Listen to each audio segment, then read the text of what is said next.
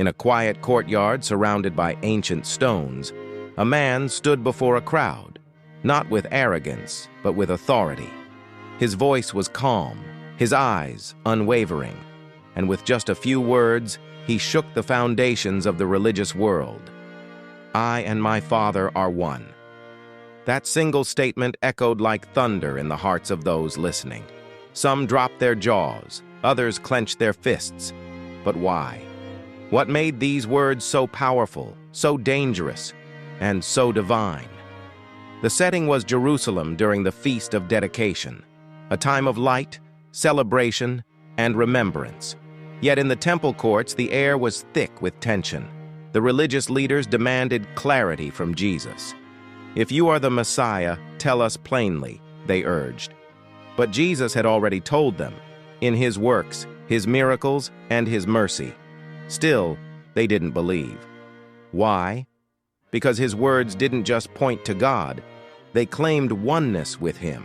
To say, "I and my Father are one," wasn't poetic language. It was a declaration of divine unity, of shared essence.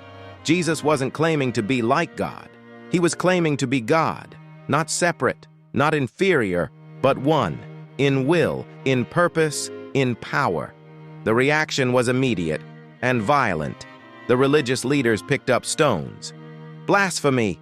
they cried, because in their eyes, this carpenter's son from Nazareth had crossed an unforgivable line. He had equated himself with the Almighty. But Jesus didn't run. He stood firm, not to provoke, but to reveal, to peel back the veil between heaven and earth, between the divine and the human. This wasn't just a moment in ancient history. It was a glimpse into eternity. Because if Jesus truly is one with the Father, then his words carry eternal weight. His promises are not mere encouragements. They are divine truths.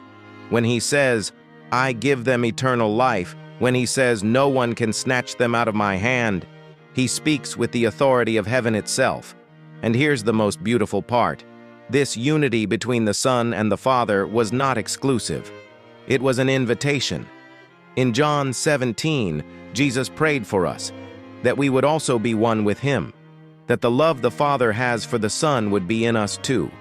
So, what does "I and my Father are one" mean? It means you are loved by a God who stepped into time, to walk beside you, to die for you, and to rise again, so that you could be one with him forever. This is more than theology.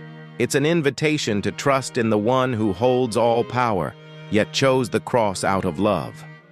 He and the Father are one, and now, through him, we are never alone. Thank you for watching.